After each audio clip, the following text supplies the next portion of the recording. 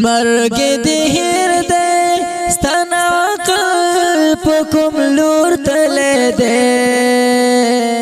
شیخ صاحب د منار د جمعې دا خطبه به په کومه موضوع راڅرخي؟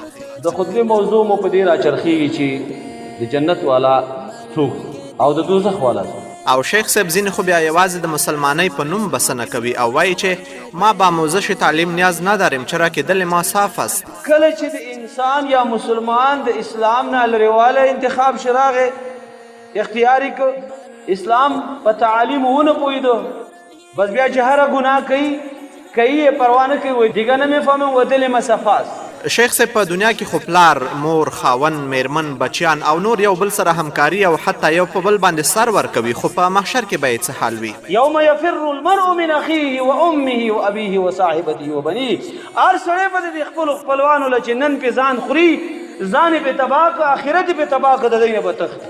که پلار دی که زوی ده که ښځه ده که دوستان دي که ورونه دي ټول نه به تښتي.